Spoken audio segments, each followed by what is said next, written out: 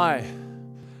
I've had so many emails sent to me from all over the world, people asking about the influence of media on the mind. And especially from a DVD that I put together, which was part of the God's Final Call series, which is entitled The Battle for the Mind. Many people started to realize the influence that music was having on their lives and television, etc., etc. But I've had other people that have asked me more in-depth questions and more difficult questions. How is the media specifically influencing our children? So what I decided to do was put together this short DVD, and if you have any questions or further information you'd like to find out, please contact me.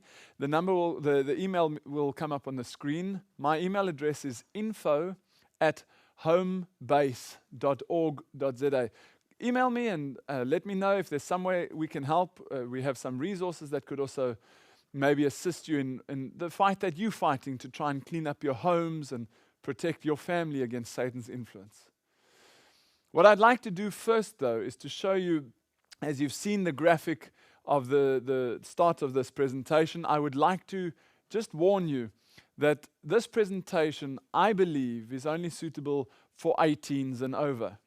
However, you'll find that that's not because I'm going to show pornographic images, of photography of pornographic images. What I'm going to be doing is I'm going to be showing you images that are readily available for everyone to see while you're driving down the highway, billboards, which I don't believe should be available for everyone to see.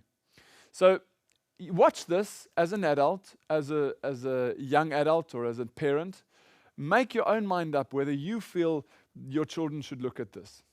But I'm warning you up front so that you're aware and you can make a decision. Would you like to show your children this and make them aware of what's going on? What I'd like to do, the first couple of minutes of this presentation, I'd like to show you a video. It gives you some background as to how white patches, remember those two words, white patches, are burnt into our minds. Watch this. All right, let's pick up where we left off last night. I want to study for a minute together the mind. And you've already had some of this with the doctor, but we're going to take it a little bit different avenue than he does, a little bit step farther. Let's go ahead and put up on the screen the picture of the brain. And look at a couple things, because your brain's capacity is unbelievable. And they're going to put this slide up. Your brain can actually process 30 billion bits of information per second. Your brain is the equivalent of 6,000 miles of wiring, literally in it. And it houses 28 billion neurons, which communicate with each other over 100,000 miles of nerve fibers, okay? Now, these neurons that we're talking about here, what these simply are, these are nerve cells that conduct impulses in your brain. And without these neurons, your brain would not be able to interpret the information that comes to you through your five senses, your taste, touch, smell, hearing, sight, and so on. Each one of these neurons is a tiny self-contained computer, and you got 28 billion of them, all right? Let's go to the next slide on the screen and read a little bit more here. It says you have about 28 billion neurons, nerve cells that conduct impulses. Each one can process over 1 million bits of information. So of the 28 billion neurons, each one itself can do 1 million bits of information. You've got over 100,000 miles of nerve fibers in your brain. And information from one single neuron can actually travel to over 700,000 of the neurons in less than 20 milliseconds. And so unlike our step-by-step computers today, your brain can literally take anything, any problem, anything you're dealing with, and it can work on these things all at the same time with all these 28 billion neurons. It's just an incredible setup that God has given us. And here's the problem we have then. Most of us try to work our way into changing our behavior. And we work at it, we try to change, and we give it all we got, and we fail, we get discouraged, and so on. When we have to realize the truth is God has designed us in a way that our behavior is actually rooted in our nervous system, in the form of these neural pathways or neural connections, as they're called in medical science today. Ellen G. White, by the way, and I got to throw this in here right now. You know, she's such a blessing, and the more I read her, the more I realize she had to be inspired of God. And there's a couple quotes on this. And you got to realize she writes this stuff back in the 1800s. Right. And medical science, what God revealed back there in the 1800s, medical science has figured this out in the last 20 years. It's amazing. And one of the first quotes I like is on page 60 out of her book, Mind, Character, and Personality. Great book. It says, the influence of the mind and the body, as well as of the body and the mind, should be emphasized. The electric power of the brain, prompted by mental activity, vitalizes the whole system. She talked about the electrical power of the brain. Literally, your brain is wired, literally like a computer. And most people don't realize, literally, it is that way. She goes on to say on page 72, the brain is the capital of the body. It's the seat of all the nervous forces and of mental action. The nerves proceeding from the brain control the body. By the brain nerves, mental impressions are conveyed to all the nerves of the body as by telegraph wires, and they control the vital action of every part of the system. All the organs of motion are governed by the communications they receive from the brain. All right, so these neural pathways control, she says, everything that has to do with your physical body. White wrote that? Back in knowledge back then? God inspired that. I wouldn't have thought so. Medical science has literally discovered this in the last 20 years. But it's just another proof of her inspiration, because this is amazing stuff. Incredible. And so anyway, let's take a look at it here. As medical science has discovered these electrical impulses, these hundreds of thousands of miles of wiring that's actually in our mind, this is what enables people to be able to jump from one thing to another. In other words, if I would say to our audience, can you smell a rose? Everybody can smell a rose, right? And you have a neural pathway that tells what a rose smells like, okay? In fact, let's go to the next slide. You're gonna see an area here on the next slide. This is your brain magnified 15,000 times, okay? And let's go ahead and throw a little circle in there in the bottom right corner, and you'll notice there that you have these little cobweb little strands. What you're literally looking at physical neural pathways. They are there, and I want to point this out because it's so important. It's like a fingernail, it's like a hair follicle. These things are physically there. So when I just gave the example of what does a rose smells like, well, that little place you see in their circle, that little strand, yes, that is what a rose smells like. It's recorded in your brain in that physical neural pathway, all right? If I would say to you the taste of chocolate, like we have this cake here, all right? Yes. Everybody in our audience can tell what chocolate tastes like. Well, again, if you look at that little circle there on the screen, one of those little neural pathways there tells you what chocolate tastes like, okay? A song in your mind, like the song you just heard him sing. That is recorded now in your mind in a physical neural pathway. It's there, physically there. Everything you've tasted, everything you've touched, everything you've seen, everything you've smelled, everything you've heard, everything you've experienced in your life is recorded in this brain in the form of a physical neural pathway. It's there, and it's there forever. Now, think about the power of that. It's incredible. Yes, it is. When people realize this for the first time, that everything I've seen, tasted, touched, smelled, everything that's come into my five senses is recorded in this brain in the form of a neural pathway, then something else dawns on us, and that is, it's almost scary. My behavior is actually rooted in my nervous system. When I lose my temper, that's because it's rooted in my nervous system. When I'm happy, it's in my nervous system. Anything I experience in life is in my nervous system. And what happens is this. Emotion or feeling or thought is that little thin neural pathway is traced there in your brain, and they found something else interesting in medical science today. Anytime you re-access that behavior, that thought, that feeling, that emotion, or whatever it may be, every time you use it, guess what it does? It adds another strand to that same neural pathway. Oh, have mercy. You repeat the behavior again, it adds another strand. You hear the word again, it adds another strand. Every time you repeat it, it adds another strand to that neural pathway until that physical neural connection gets stronger and stronger. All right? Let's go to the next slide in the upper left-hand corner, and you're going to see something else very, very interesting here. As they point out in the left-hand corner there, you'll see that white mass. Look at that white mass up there. What you've got there is thousands and thousands and thousands of these neural strands all bound together. All right? This person, let's say that this person has a problem with his temper, and he loses his temper all the time. All right, every time he loses his temper, he adds another strand.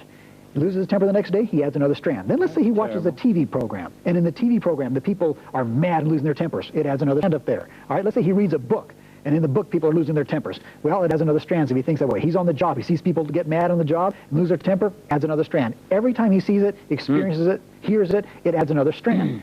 And so what you're literature right now, you're seeing that mass together. And when people say, I can't seem to help myself, you know what? Right, can't.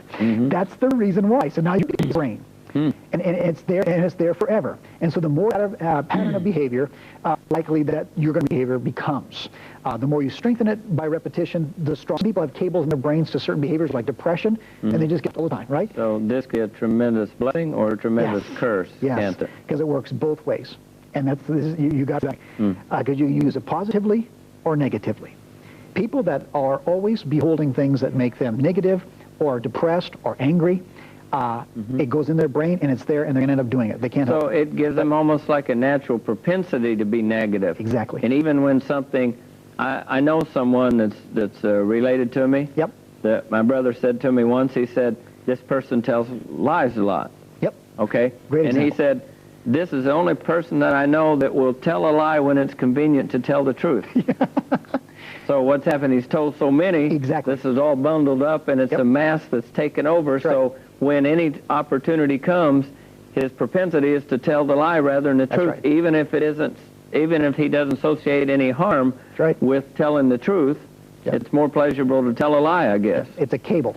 He's got a cable to that behavior and he Wow, can't help it. that's When he says, I scary. can't help it, he's right. He can't. And I hope you're going to tell us how to change We are. that. That's what we're going to get into. Wow. In order to do that, let's take it a step farther. This point. We live in a world of what we call stimulated response. If I say to you, birds of a feather, what do you say? Flock together. How do you know?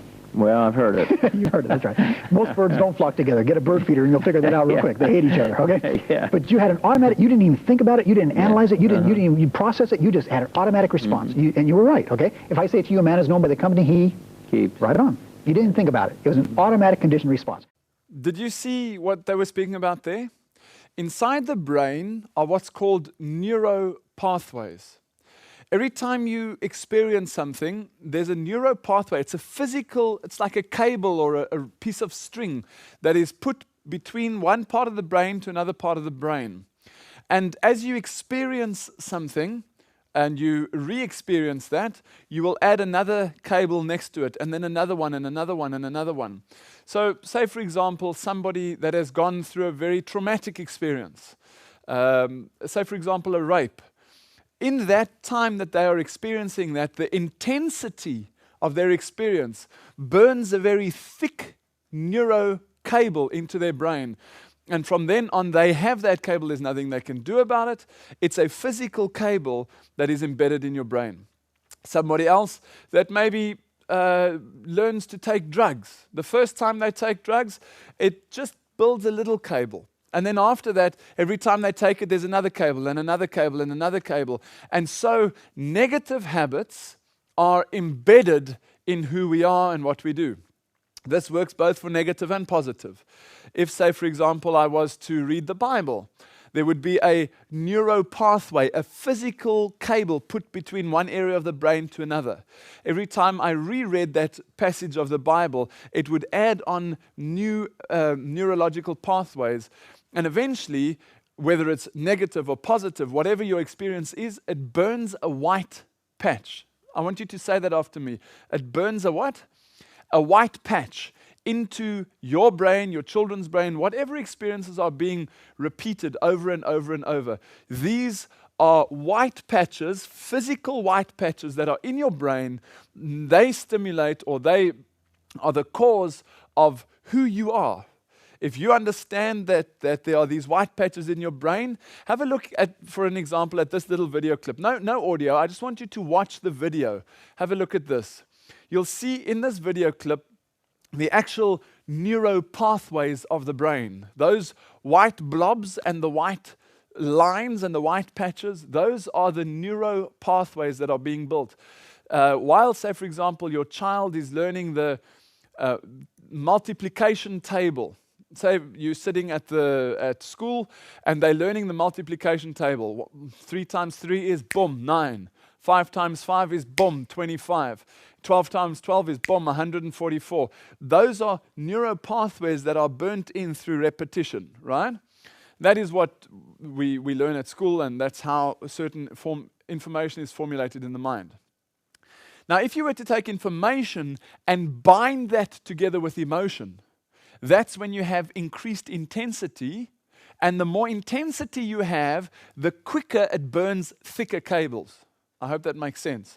So if you've been through a very traumatic experience, or a very emotional experience, or a very exciting experience, like bungee jumping, in a very short time, depending on the amount of emotions that you're going through, a very thick neural pathway can be burnt in very quickly. The less emotion there is involved, the longer it takes to burn in these neural pathways. And that's basically why the world is trying to lead us from education to edutainment. It's leading the children to form these neural pathways through sensory stimulation, which sounds good unless you understand how the brain works, right? There are 3 or 4 main sections to the brain. It's much more intricate than that, but I just want to focus on 3 of them. You have the frontal lobe. Behind the frontal lobe, you have the limbic system, then you have language, etc., but also at the back you have the subconscious mind.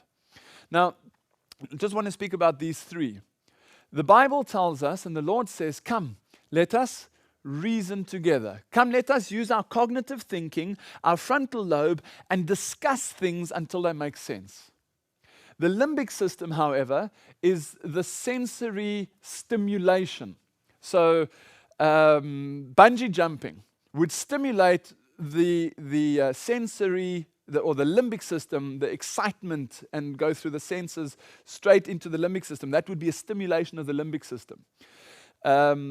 Same with a negative experience like a rape, I told you. But now you have, for example, the power of the mind. You have the ability to override the conscious mind. What do I mean? If I'm standing on a bridge and I'm about to jump off the bridge, my cognitive thinking tells me, don't do this. It's dangerous. Your limbic system, your emotional system says, woo-wee, we're going for a jump, right? And your limbic system can override your cognitive thinking. So the lower powers of the brain can override the higher powers of the brain. This is what Satan did to Eve in the Garden of Eden. He questioned the link between her rational thinking and her emotional thinking. So he went and said, are you sure God is he hiding something from you? Isn't he letting you eat of all of the trees of the garden? Getting her to question her reasoning and her rationale about what she believed.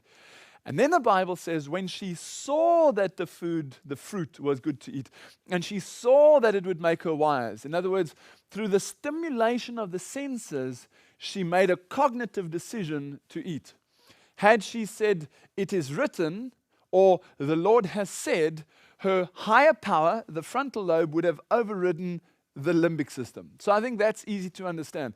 But it's important to realize that whatever you experience, whatever you've ever thought or experienced, sensed, smelled, tasted, that's all in the form now of white patches in your brain. And your brain has got these billions upon billions upon billions of neurons which connect together and formulate this information. Now, these white patches become more critical when you look at the power of the subconscious mind. Watch this video with me. I'd like to ask the audience, in fact, we can do that right now. What do you think about all day long? What is on your mind most of the day? And just take a minute and ponder that. What do you think about all day long? And then when you think about that, ask yourself this question. Did you ever notice that when you think in pictures? Mm-hmm. Everything that you've ever seen or tasted, heard, smelled, it's all recorded in your mind in the form of a picture. If I say Jesus Christ, you can see a picture of Jesus Christ. If I say a beautiful sunset, you can see that in your mind. If I say a plate full of squirming maggots, you go, oh, that's gross. You can see it in your mind, okay? So everything is there. Now, when you realize that too, there's a second step, and that is there's 3 things in life you cannot control. Number 1, you can't control God. We all know that. He's sovereign. He can do what he wants. Number 2, you can't control your 5 senses. Your senses are only capable of perceiving that which is obvious, and your senses can be very easily fooled, like in a magic show or something like that. The third thing in the world that you cannot control is your subconscious mind. And the study of the subconscious mind is one of the most fascinating things in all that we've covered here this evening. Your subconscious mind, it actually has access to all the different departments of your brain, but it's not under the control of any department, okay? Your subconscious mind works 24 hours a day, beginning even before you're born. Now, this is a question that goes back to what you just mentioned a minute ago. It just ties right in. They have found out from the time of 4 months, a baby in his mother's womb, the subconscious mind is already being formed, and the neural pathways are being formed. This is why some children are born automatically with bad tempers, and mothers wonder, why did my kid get a bad temper? Well, you watch television, mother, and you watch those soap operas where people got mad and lost their temper. And automatically, it was already programming your baby's subconscious mind before he was born. He heard it, and it was recorded in his brain. That's so terrible. yeah, it's incredible. And when husbands and wives yell at each other, the baby hears all that. It's all recorded in his brain. Violence, when they watch violence on TV and murder, that violence is already pre-programmed in that child's mind, his subconscious mind, before it's born. Terrible thing, but it also can be a great blessing. That's right. When they watch 3ABN, and they watch things that are good and pure and holy and righteous and pure, that all goes into that baby's mind. That's why when you play music while it's still in the womb, that's all forming the subconscious mind. And those babies, they can do studies with them side by side. The one baby will be calm, it'll be happy, it'll be sweet. The other one will be violent and throw its temper and everything. Simply because the mind is already pre-programmed subconsciously before birth. Anyway, that's how powerful the subconscious, mind is. The other thing they've discovered is interesting. They've discovered the subconscious mind is susceptible to things that carry a great deal of emotion. Non-emotional things don't affect the subconscious mind. And this is why they find most people run their lives on emotions rather than intellect also. They've traced that. Let's compare it to a car. Your conscious mind, which is what we've talked about all night long, your conscious mind, where you think and reason and so on, make decisions, everything's processed here, that you have control over. And that could be like compared to the driver. The subconscious, however, is like the car. The power is in the car to move your life in a certain direction, or the subconscious mind, but the driver has the ability to direct that power, all right? So let's look a little bit deeper into this. The Bible talks about the conscious mind all the time, how we can control this. David said in Psalm 119, verse 113, I hate vain thoughts, but thy law I love. All right, that's in his conscious mind. Solomon said in Proverbs 12, verse 5, a good man's mind is filled with honest thoughts. That, again, is your conscious mind. Proverbs 16, verse 3 says, commit thy works to the Lord, and thy thoughts shall be established. Once again, your conscious mind. 2 Corinthians 10, verse 5, it says, casting down imaginations and every high thing that exalts itself against the knowledge of God, and bringing into captivity every thought to the obedience of Christ. That's all in your conscious mind, okay? But now let's see how it affects the subconscious. Let's go to the next slide, the last slide we have here. And it's a study of the difference between the conscious and the subconscious mind. Let's go to the right-hand side, the conscious mind. All your thinking and all your reasoning takes place in this area of your brain. All information and data is processed here. This area is constantly growing and expanding as you experience life every day. As I'm talking right now, everybody that's listening to this and watching this, their conscious mind is growing. Those neural pathways are going ballistic right now because I'm talking fast. And that part of your, that's where everything takes place, all right? But now look at your subconscious mind on the left-hand side. It's different. There's no thinking here. There's no reasoning whatsoever. There's no deliberation. It can't tell if something's good or right or wrong or whatever. It acts instinctively, only in response to emotions and images it receives from the conscious mind. That is so critical, understanding the difference between the conscious and the subconscious mind, okay? Now what happens is this. Any dominating thoughts that you permit to occupy your conscious mind, whether they're positive or negative, good or bad, true or a lie, any dominating thoughts you permit to occupy this brain are then passed into your subconscious mind. But remember, it doesn't know the difference. It can't tell whether it's reality or not, true or not. It can't deliberate, it can't reason. It just accepts whatever you give it as fact taking place in your life. And then it creates within that person, in physical words and actions and emotions, what has been given. Now, most people never realize that or the power of that, because your subconscious mind will translate a reality in your life just as easily something negative or evil as it will something positive or good. Give me an example. Let's make it practical. Let's say that like a typical American, they fill their mind up with 40 hours of television a week, and they've done surveys on this. And in 40 hours of television, we're taking primetime TV. We're not talking HBO, Cinemax, or all that other evil stuff. We're talking about the best where there is on CBS, NBC, ABC, all right? The three cleanest channels. You'll find an average of 22 times now people murder each other on primetime television, 22 times an hour, all right? Not only that, you'll find out 11 times an hour people lose their tempers. You'll find out that 5 times an hour, people commit immoral acts, like adultery or fornication. All right. Now think about that. All those things involve huge emotions. When you murder someone, that's one of the most violent emotions you'll experience in your physical body. All right. When people lie, that involves a very strong emotion. When they commit adultery, that's the strongest emotion we have, our human sex drive. All right.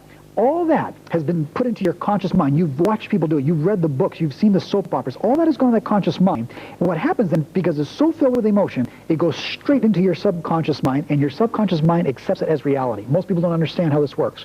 But when you see somebody murdered on television, your subconscious mind accepts the fact that you are the one that pulled the trigger.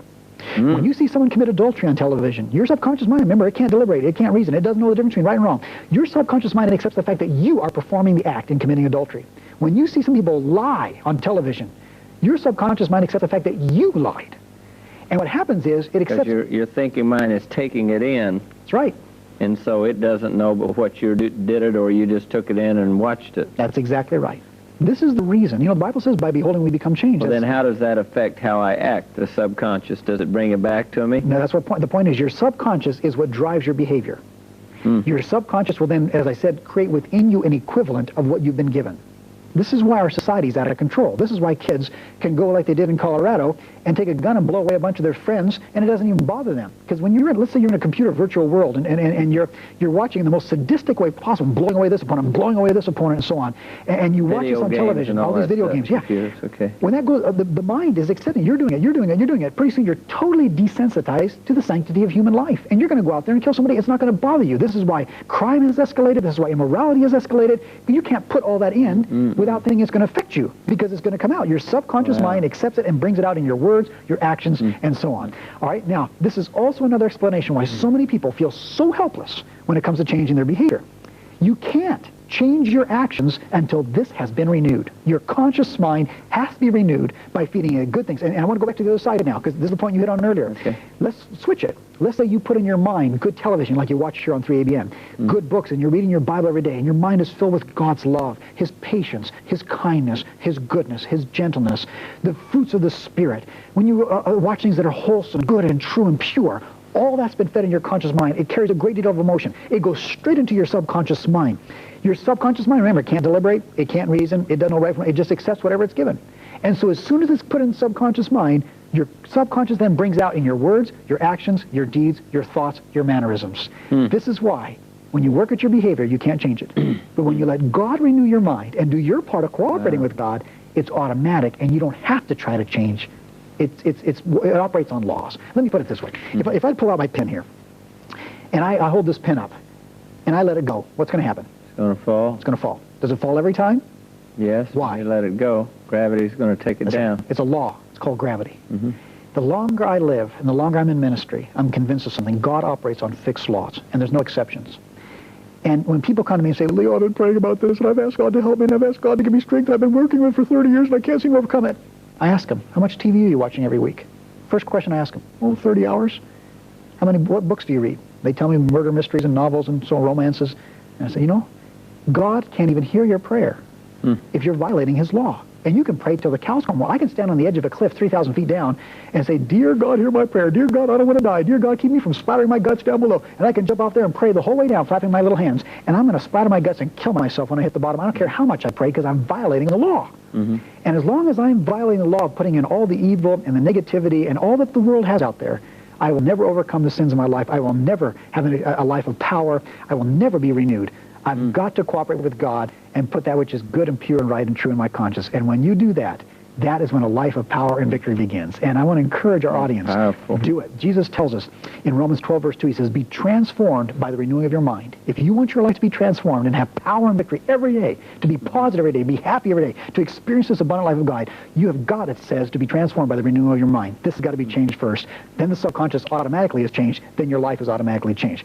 Ephesians chapter 4, verse 23 says, be renewed in the spirit of your mind. Philippians chapter 2, verse 5 says, let this mind be in you that was in Christ Jesus. Man, I love that one.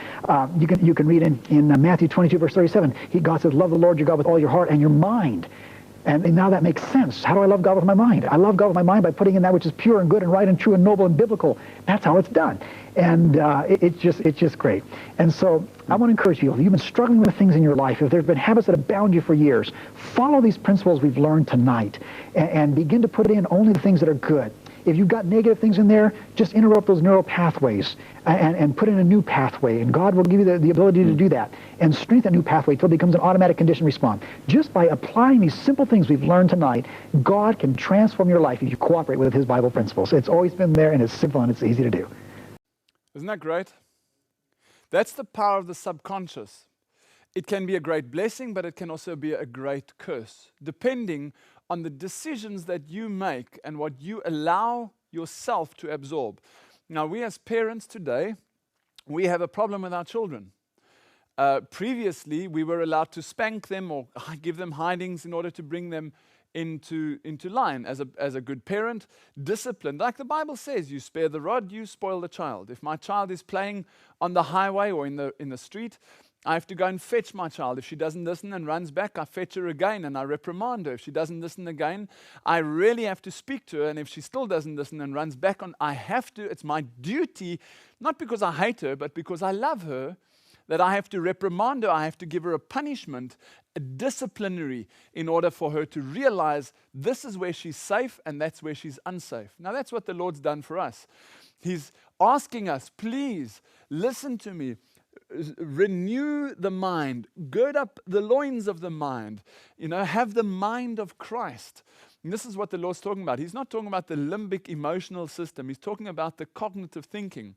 And he wants us also to realize that at the end of time, there will be a mark of the beast given on the forehead or on the hand. And that forehead, that means your cognitive thinking. There's an attack on the mind, and Satan is turning this upside down. Just like in the Garden of Eden, he got the lower powers of Eve to override the cognitive thinking, the higher powers. Today, he's doing exactly the same with our children. And we, as adults and our children, are more and more involved in PC games, in television, in movies, and all of those and many, many others stimulate the limbic system, the emotions. Reading the Word of God, however, stimulates the mind, the cognitive mind. And that's when they say, oh, but this is so boring. But that's the point. Today, we've allowed our children especially, and allowed ourselves to get molded to constantly look for stimulation. That's why you have the arcade games in the big shopping malls. That's why today the vehicle that you buy has got the option of putting DVD screens in the back seats. Why? Because now the kids have got the more capacity to take in information? No. Now they're available because we don't know how to keep our kids quiet, so that we throw another DVD at them. We throw another stimulative substance, McDonald's burger and chips with a Coke. Shut up and sit at the back and watch your DVD. Just leave us alone for a while. So the stimulation of the mind is happening now through the limbic system and no longer through the frontal lobe. And that is where Satan's greatest attack is on God's people, but also on the rest of the world. And I'd like to ask you a question. Where do you think this all starts? How do you think Satan is going to attack us? Where does this all start? Well, dictionary.com, and this is specifically going to Random House Dictionary, explains that the subliminal mind, the word subliminal means existing or operating below the threshold of consciousness, which is insufficiently intense to produce a discrete sensation, but being designed to be intense enough to influence the mental processes or the behavior of the individual. So subliminal literally means low enough not to be able to stimulate the sensations, but intense enough to be able to adjust the mental process and behavior of an individual. Have a look for a moment at this graphic, and you'll see that the circles are moving. Have a look at the whole picture, and you'll see that the circles are moving. Some of them are turning clockwise, some of them are turning anti-clockwise. Now, while you're looking at the picture, look at the top left circle. Top left. Is it moving? No. Now move your eye to the far right circle. Is that moving? No. In actual fact, none of these circles are moving. But our minds are so convinced about what we see that it stimulates the mind to believe that the circles are moving. Here's another example. An image of some flowers. Now, they look like pretty flowers, maybe that have been drawn for some sort of cartoon. But do you notice anything about these flowers? Let me color it in and maybe make it a little bit clearer. What do you see there?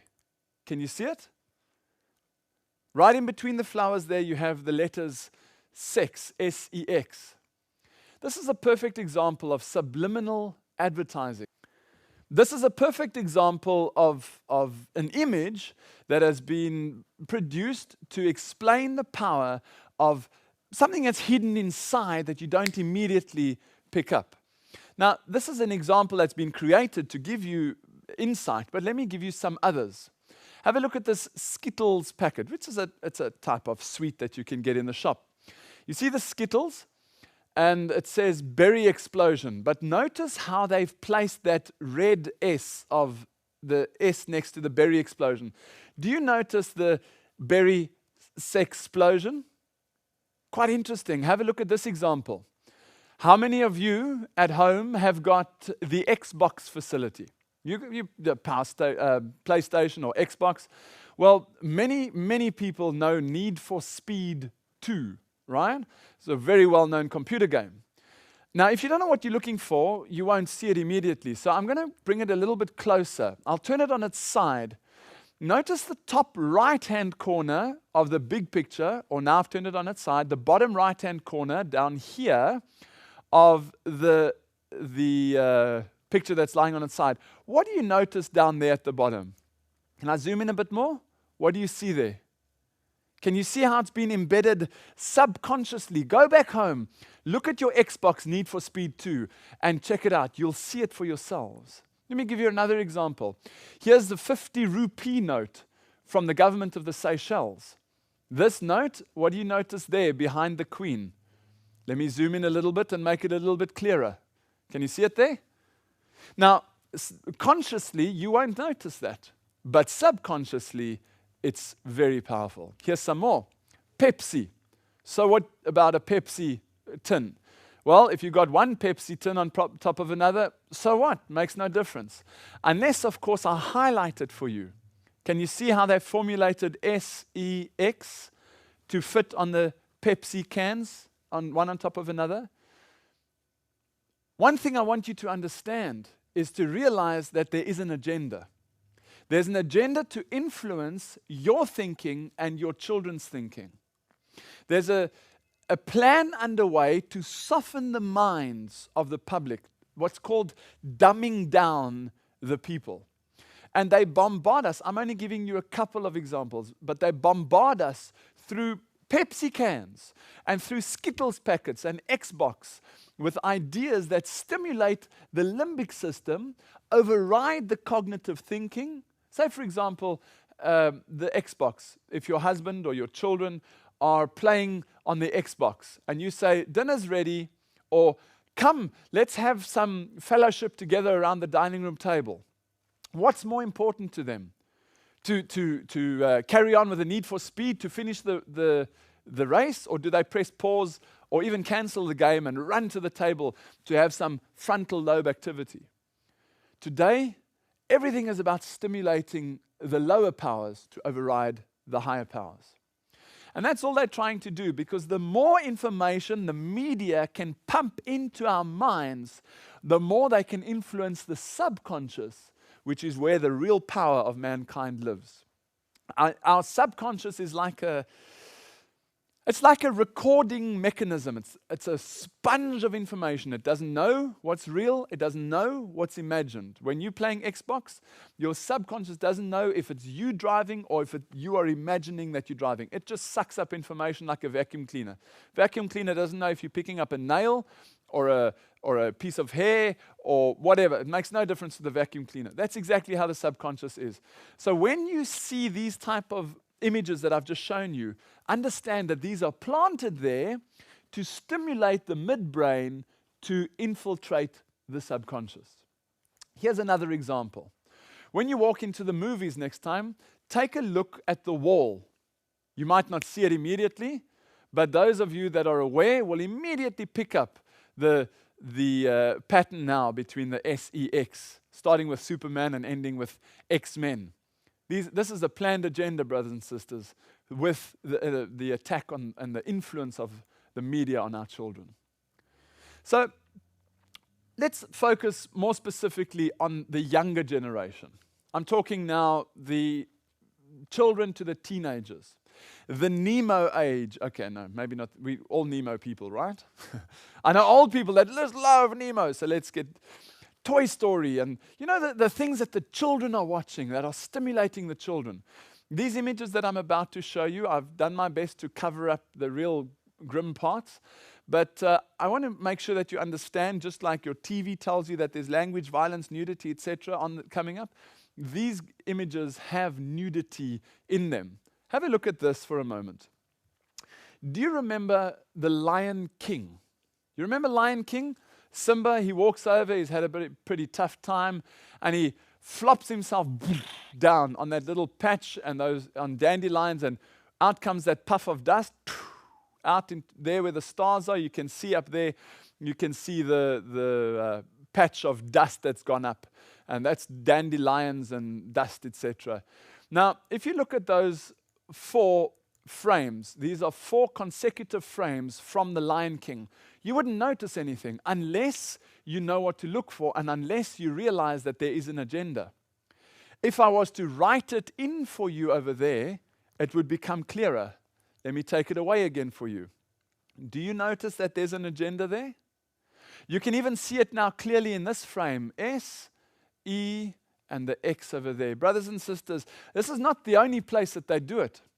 You have a look, for example, in The Lion King, there's a moment when, I forget what her name is, but Simba's sister, or the little lady next to Simba, the father walks away and says, "Come with me."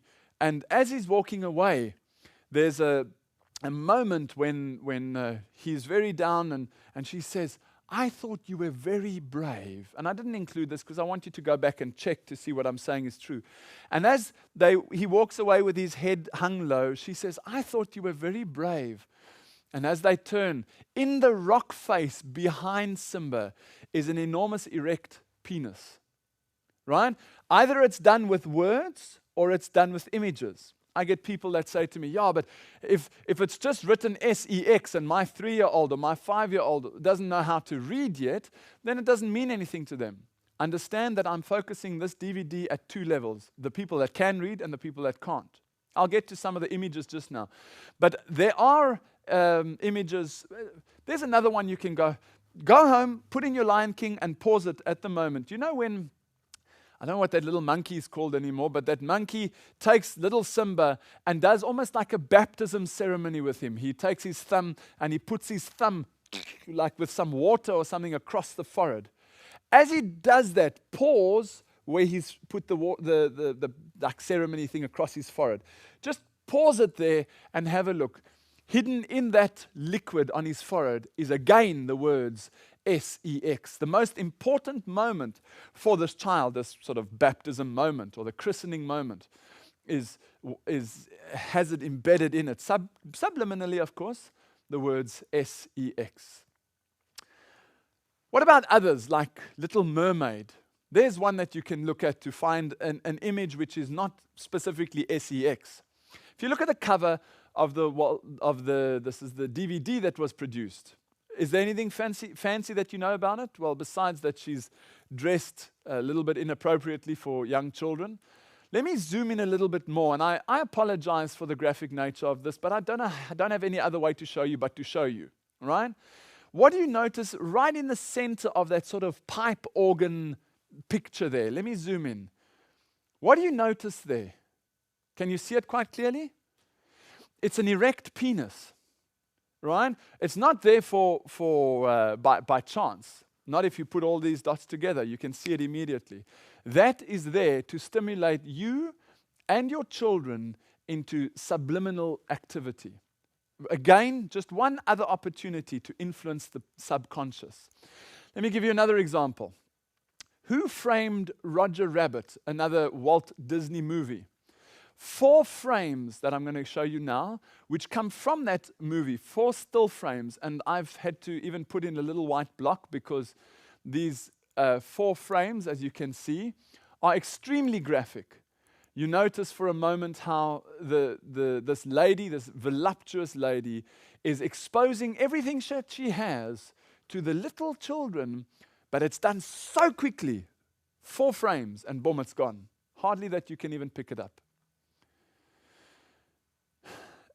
It saddens me to even have to do this lecture because that stuff shouldn't be there. But I want you to realize that in the films like The Incredibles and Toy Story, by the way, was made by Atari, which is headed up by a certain gentleman, the founder of Apple, right? Steve Jobs. And this gentleman is a avid supporter of the Church of Satan. He's a Satanist. And he's trying to influence your children. That's why when you see in Shrek, when Shrek goes in Shrek 2 to go and fetch King Arthur, and Shrek puts King Arthur over his shoulder in front of all those people, you'll see that King Arthur gives, and I'm not going to show you because it's a satanic sign, and he just go and pause it there and watch his hands, and you'll see, boom, up come the hands, showing the sign of Satan on King Arthur. These are symbols which are embedded in the DVDs to soften the minds of your children. It's the same sign, by the way, as Spider-Man has, the supposed good guy. Let me give you another example of this profanity which they're putting into the minds of our children. These are children's movies, like The Rescuers. Have a look at this. The Rescuers, here are the two mice sliding down the gutter. They've got a little sardine tin. And as they're sliding down the gutter, they go past an open window. This is an absolute split second that they pass past the window. But please let me zoom in. Allow me to zoom in and show you what's in the window, right? Can you see it there, that naked woman? There's the frame, the second frame as they past it. And you can see quite clearly the naked woman standing with her arms outstretched, exposing what she has for these poor children's minds to absorb. I don't know how to soften this, except to tell you. So I can't really soften it. The media has an agenda to infiltrate your children's minds. The media has an agenda to infiltrate your mind. If Jesus was on earth, what type of movies do you think he would watch? What type of DVDs or TV? Do you think he would sit and waste his time with soap operas? All those people sleeping with one another? I mean, Days of Our Lives and what's this? Bold and the Beautiful. I mean, there's just children from everyone, and so-and-so is marrying so-and-so for the third or fourth time. It's satanic. And yet, we sit for hours and we absorb this stuff, and our subconscious doesn't know why we are so sexually stimulated. We don't know why we're so sexually stimulated, but our subconscious is full of information about sexual stimulation. Let me take you for a moment to Beauty and the Beast. There's a good story for our children to watch, right? Well, it is if you don't understand the subliminal advertising. Please look for a moment where his eyes are focused. Can you see the beast? And you see how she's leaning back to expose what she has? And as she leans back, look at his eyes and look at his face. Yes, it's a split second. But so many of us, as we're walking down the street, turn for a split second just to get a glimpse of something that the Lord says, please do not covet what doesn't belong to you. So as she leans back and, closes up again, so he looks down and gets that glimpse to stimulate the minds, the limbic system of our children. I'm always quite disgusted when I see this image because I think to myself, who would have even put this together? Can you imagine the sick person that put this joyride together for this little girl? I mean, some of us giggle. When I show this to an audience, the audience giggle, but it's a nervous giggle because they realize something is wrong. This is not right. You can't do this for children. Okay, so you see that they use wording and you see that they use images. Now, that's on the movies. What about normal advertising? Here's an image from a bread company. Does this somehow look to you like it could possibly influence your thinking? Right? Bread is life. It's pretty disgusting if you think about it. What about this one? Right? This is a big billboard which was put up. I don't think they're taking any chances. They know exactly what they're busy with. Here's an interesting one from Coca-Cola. And as you can see at the bottom right-hand corner of this Coca-Cola, inside the ice cubes down at the bottom over there, you will see, if you zoom in, you will see this image. Obviously, we don't have to explain what that is. But then we wonder why. Why is my son so addicted to pornography?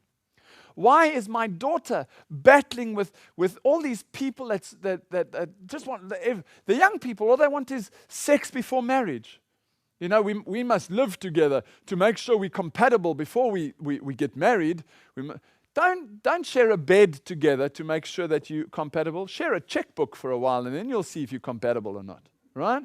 Forget about the sex. Sex, just think about this. You got the frontal lobe, you got the stimulation, the limbic system, you got the subconscious. When you go through hypnosis, you drop the cognitive thinking. That's the danger of it. The Lord says, gird up the loins of your mind, protect the frontal lobe. Satan says, drop it. Let me infiltrate and influence your limbic system. And that's exactly what happens through hypnosis. That's why you can't remember anything when you come back and your cognitive thinking's back and you say, what happened? Right? You've seen the TV shows. The same thing happens even with our experiences while under hypnosis. Satan is able to introduce experiences. Like for me, when I was still part of the occult, I went into my supposed past lives, which is a big lie, right? I've been able to realize it was a lie. But at that time, it was so real because those images were being implanted into my limbic system and into my subconscious and being pulled from my subconscious into what's called reality. That's not reality. That's the war for the mind that's going on at the moment. Why do you think Satan is so obsessed with sex? Why do you think he's influencing us and our children to be so obsessed with sex? Well, it's because the angels are not able to procreate. Do you know angels in the Bible do not have any genitalia? They're always depicted as male, so they're always very powerful figures. But they do not have the ability to procreate. And sex amongst humans is the most powerful emotion that we can feel. It's a period of time, but its intensity is what drives the white patches into the brain. And that's the reason why, and I have to speak straight about this, and I apologize for those of you that might take offense, but somebody has to speak to our children. I travel all over the world. You know what most of the questions are when people come and speak to me in silent? I have a problem with masturbation. I just can't help myself. What's going on? You know, I've tried to stop and I just can't. And then you tell them, let me explain to you how the brain works. There are white patches that are burnt in, and they're like, that makes so much sense. That's why my behavior is as a result of the neural pathways. So every time you do something, and now you add sex to it, it's stimulated and the white patch becomes even thicker. You get like a fat cable between areas of your brain. And smoking is the same thing. Drinking is the same thing. To overcome that is a real burden. But let's get back to the sexual stimulation, because that's, I think, the most important thing that we need to look at for them. All things start there. Because I want you to realize that Satan's attack on the mind today is based on the midbrain. He uses our senses, stimulates our senses in order for us to make reason or decisions which we otherwise wouldn't have made. If you're a traveler, by the way, before I show you the next slide, if you're a traveler, anyone that's been to any airport in the world and has seen a Cellini or a Cellini, you know those bags that you pull along when you pack your bag? The Cellini bags, the roller bags, have a look at their advertising. You'll see that there's always some voluptuous woman straddled over a chair with her Cellini next to her. Or you'll see some handsome hunk with his chest open, and it's pretty pathetic. They use sex to sell their product. I mean, it's well known that they do that.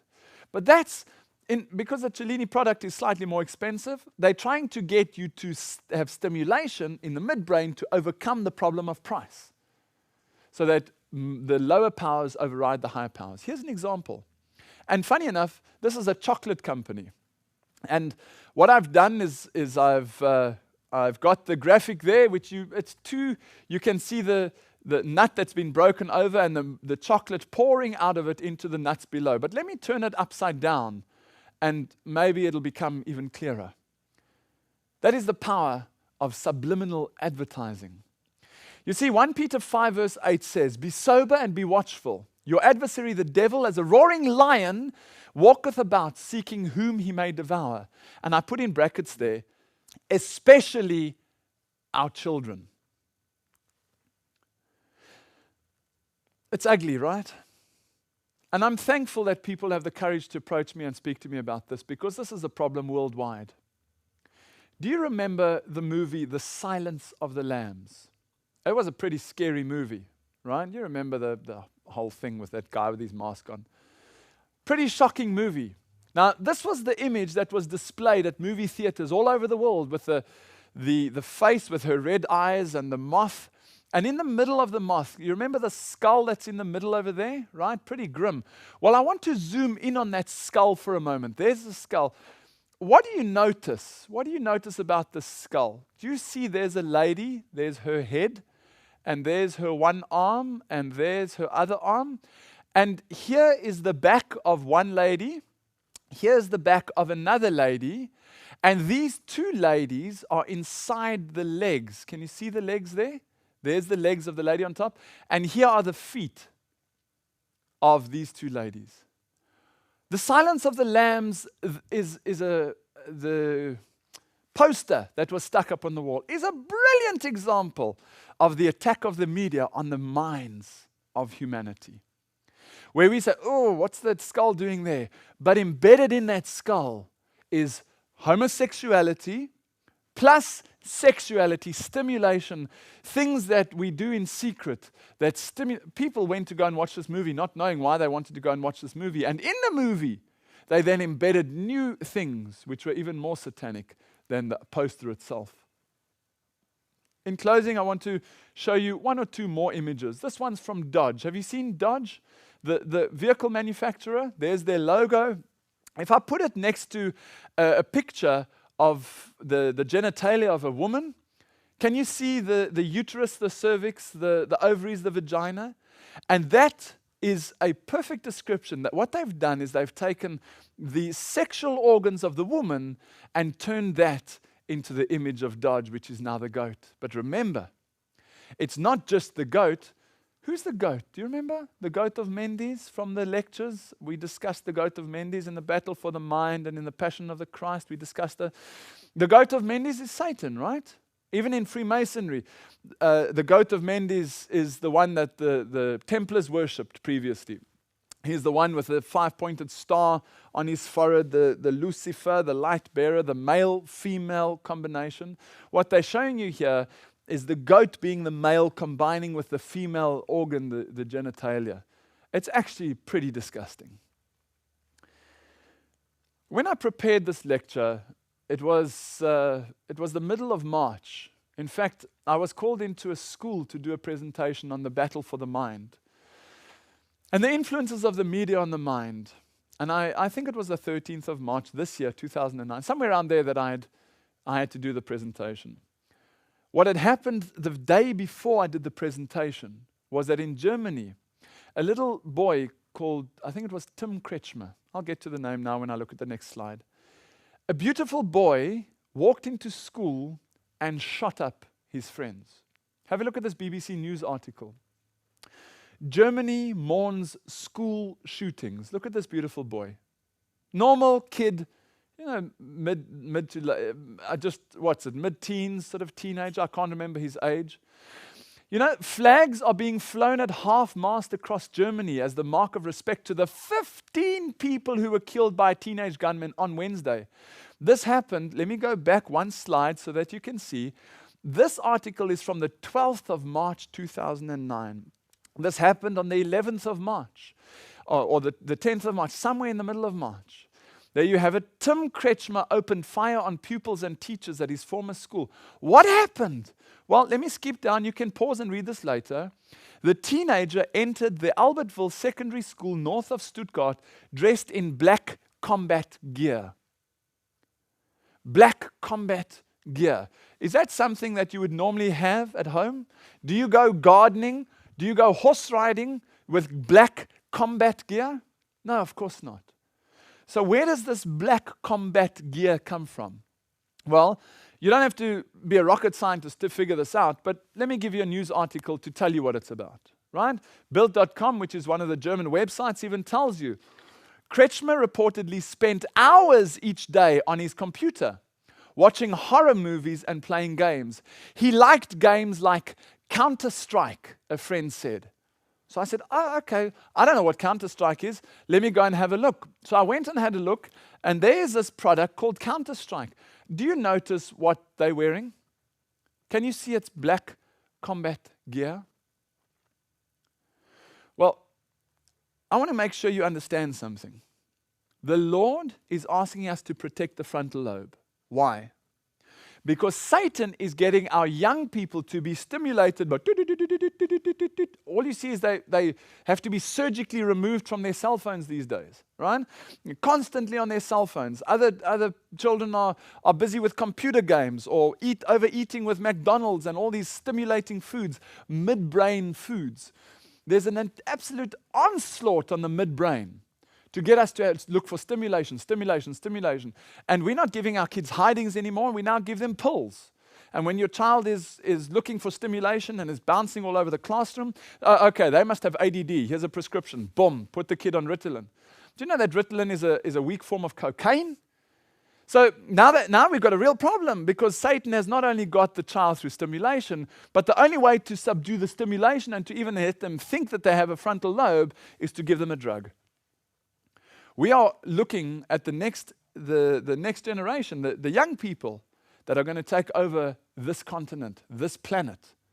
And they don't even have the ability to have a frontal lobe anymore.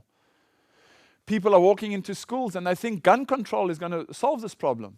Gun control is going to, if I'm overweight, gun control is the same as blaming the spoon for me being overweight.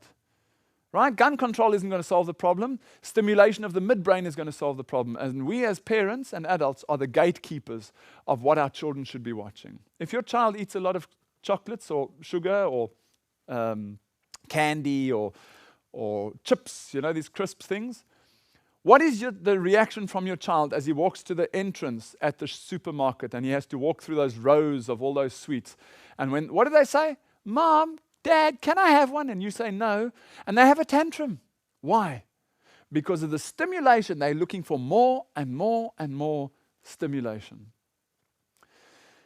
Specifically focusing on Tim Kretschmer. It's not just him. The other day they had that shootout at Columbine University. All over the world we can see there's a problem. I want to show you a video clip. And this video clip is made by a company that actually is warning against video games, computer games for your kids. This company has put together, just stood down with a camera and spoke to a young child. I don't know how old is this child, maybe 10, 12 years old. You decide for yourself. Listen to this child's words and hear what this child has to say about prostitutes and chopping their heads off, things that would absolutely gross any adult out.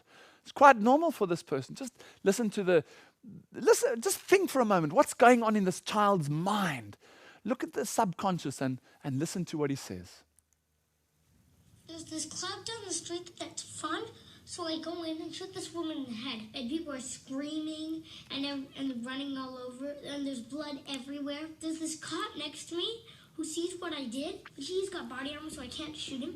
So I throw gasoline on him and light it, and he screams and runs around, and he died. There's this prostitute, and they're super hard to kill. So I grab a machete and cut her head off.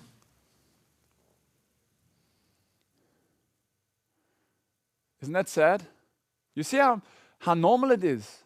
And remember those video clips I showed you in the beginning. The subconscious mind doesn't know what's real or what's imagined. So imagine the filth that beautiful child has in his mind. And then we wonder, how is it possible that somebody could walk in and blow our friends away at school? We just can't understand it. Do you know that the brilliant professors around the world have not yet been able to put a link between computer games and school violence? It's somehow, they just can't see a link.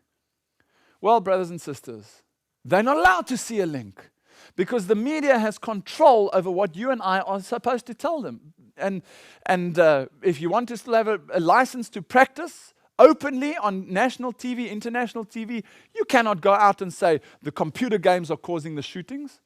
You'll lose your license like that. So they still can't find a link. Let your kids watch it. So now they put on an age restriction on your child's PC games. There's a war on. There's a war going on at the moment for the minds of our children. And I want to show you a couple of texts from the Word of God that are quite clear about how we need to gird up the loins of the mind. It says in Ephesians 6, "For we wrestle not against flesh and blood, but against principalities, against powers, and against the rulers of darkness of this world, and against spiritual wickedness in high places." That's exactly the point. We are not wrestling against flesh and blood here. We are wrestling against spiritual wickedness in high places. You see this image of this woman with her beautiful daughter? You see the hand signals of this daughter? Well, this is the hand signal of King Arthur as Shrek picks him up. This is the hand signal of Spider-Man, the good guy. It just happens to also be the hand signal of Satan, which they put onto our children's games so that they will run around making the signs of Satan, not knowing what they're busy doing.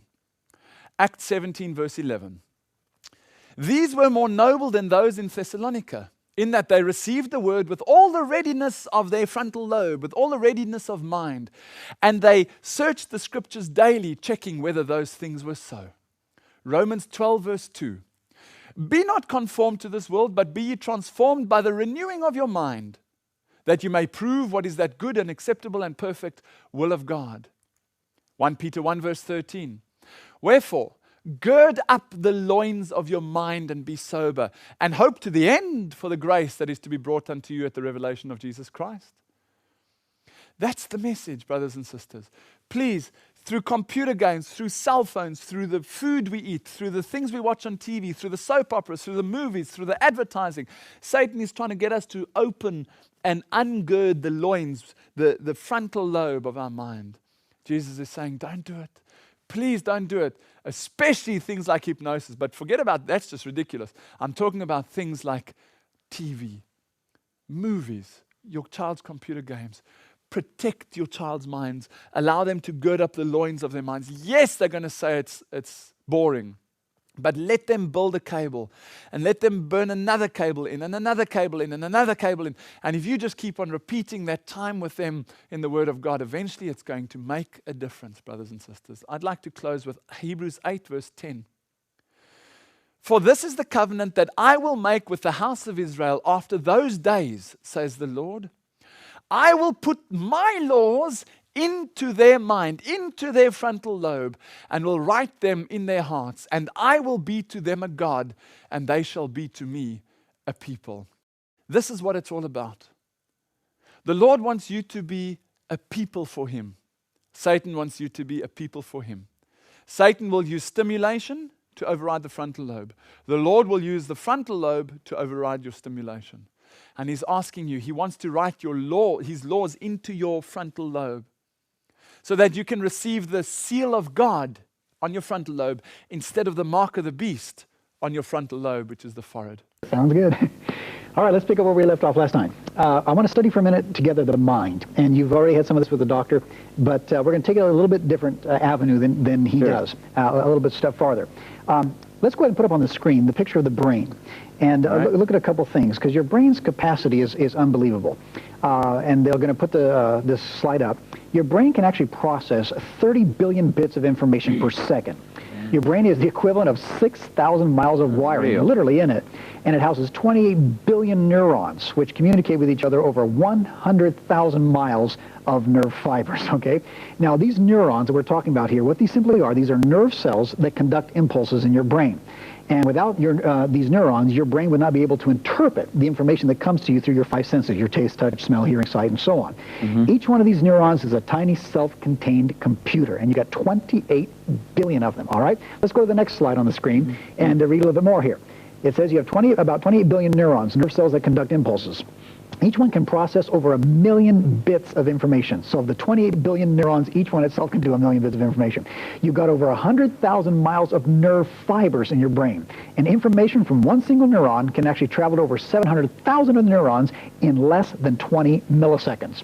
And so unlike our step-by-step computers today, your brain can literally take anything, any problem, anything you're dealing with, and it can work on these things all at the same time with all these 28 billion neurons. It's just an incredible setup that God has given us.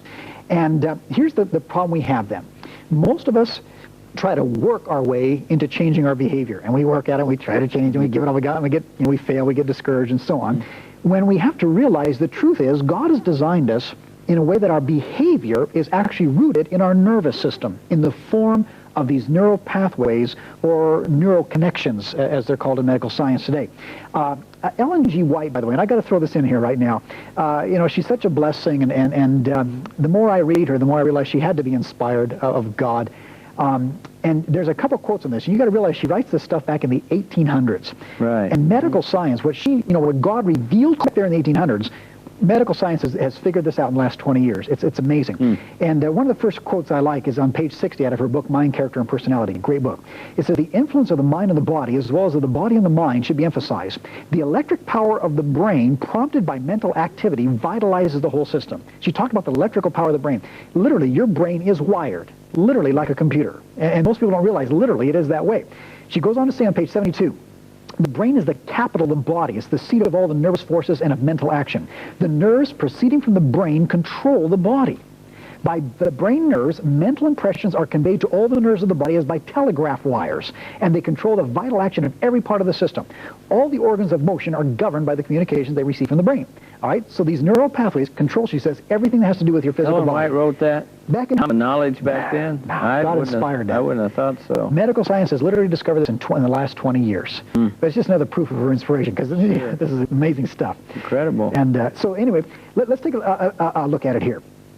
As medical science has discovered these electrical impulses, these hundreds of thousands of miles of wiring that's actually in our mind, this is what enables people to be able to jump from one thing to another. In other words, if I would say to our audience, can you smell a rose? Everybody can smell a rose, right?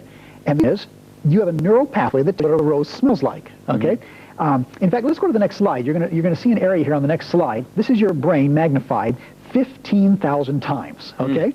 And let's go ahead and throw a little circle in there in the bottom right corner, and you'll notice there that you have these little cobweb little strands. What you're literally looking at physical neural pathways. They are there, and I want to point this out because it's so important. It's like a fingernail, it's like a hair follicle. These things are physically there. So when I just gave the example of what does a rose smells like, well, that little place you see in their circle, that little strand, yes, that is what a rose smells like. It's recorded in your brain in that physical neural pathway, all right? If I would say to you the taste of chocolate, like we have this cake here, all right? Yes. Everybody in our audience can tell what chocolate tastes like. Well, again, if you look at that little circle there on the screen, one of those little neural pathways there tells you what chocolate tastes like, okay? A song in your mind, like the song you just heard him sing. That is recorded now in your mind in a physical neural pathway. It's there, physically there. Everything you've tasted, everything you've touched, everything you've seen, everything you've smelled, everything you've heard, everything you've experienced in your life is recorded in this brain in the form of a physical neural pathway. It's there, and it's there forever. Now, think about the power of that. It's incredible. Yes, it is. When people realize this for the first time, that everything I've seen, tasted, touched, smelled, everything that's come into my five senses is recorded in this brain in the form of a neural pathway, then something else dawns on us, and that is, it's almost scary. My behavior is actually rooted in my nervous system. When I lose my temper, that's because it's rooted in my nervous system. When I'm happy, it's in my nervous system. Anything I experience in life is in my nervous system. And what happens is this. Emotion or feeling or thought is that little thin neural pathway is traced there in your brain, and they found something else interesting in medical science today. Anytime you re-access that behavior, that thought, that feeling, that emotion, or whatever it may be, every time you use it, guess what it does? It adds another strand to that same neural pathway. Oh, have mercy. You repeat the behavior again, it adds another strand. You hear the word again, it adds another strand. Every time you repeat it, it adds another strand to that neural pathway until that physical neural connection gets stronger and stronger. All right? Let's go to the next slide in the upper left-hand corner, and you're going to see something else very, very interesting here. As they point out in the left-hand corner there, you'll see that white mass. Look at that white mass up there. What you've got there is thousands and thousands and thousands of these neural strands all bound together. All right? This person, let's say that this person has a problem with his temper, and he loses his temper all the time. All right, every time he loses his temper, he adds another strand. He loses his temper the next day, he adds another strand. Then let's say he watches a TV program, and in the TV program, the people are mad and losing their tempers. It adds another strand up there. All right, let's say he reads a book, and in the book, people are losing their tempers. Well, it adds another strand if he thinks that way. He's on the job. He sees people get mad on the job and lose their temper, adds another strand. Every time he sees it, experiences it, hears it, it adds another strand. And so what you're literature right now, you're seeing that mass together. And when people say, I can't seem to help myself, you know what? Right, can't. That's the reason why. So now you get the brain. And it's there forever. And so the more pattern of behavior, likely that your behavior becomes. The more you strengthen it by repetition, the stronger. Some people have cables in their brains to certain behaviors like depression, and they just get it all the time, right? So this could be a tremendous blessing or a tremendous curse, yes, can't it? Because it works both ways. And you got that. Because you use it positively or negatively. People that are always beholding things that make them negative or depressed or angry, it goes in their brain and it's there and they're going to end up doing it. They can't help it. So it gives them almost like a natural propensity to be negative. Exactly. And even when something, I know someone that's related to me. Yep. That my brother said to me once, he said, this person tells lies a lot. Yep. Okay? Great and example. he said, this is the only person that I know that will tell a lie when it's convenient to tell the truth. So what's happened, he's told so many, exactly. This is all bundled up and it's a mass that's taken over. That's right. So when any opportunity comes, his propensity is to tell the lie rather than the That's truth, right. even if he doesn't associate any harm right. with telling the truth. Yep. It's more pleasurable to tell a lie, I guess. It's a cable. He's got a cable to that behavior and he can't help it. That's When he says, scary. I can't help it, he's right. He can't. And I hope you're going to tell us how to change that. That's what we're going to get into. Wow. In order to do that, let's take it a step farther. This point. We live in a world of what we call stimulated response. If I say to you, birds of a feather, what do you say? Flock together. How do you know? Well, I've heard it. You've heard it, that's right. Most birds don't flock together. Get a bird feeder and you'll figure that out real quick. They hate each other, okay? Yeah. But you had an automatic, you didn't even think about it, you didn't analyze it, you didn't even process it, you just had an automatic response. And you were right, okay? If I say to you, a man is known by the company he keeps. Right on. You didn't think about it. It was an automatic conditioned response. There's an influence on the minds of our children. In fact, there's a war going for the minds of humanity. And I hope that this short presentation has given you a small insight and a glimpse into what else is out there. Brothers and sisters, come on. Stand up for Christ and protect the minds. Thank you for your time.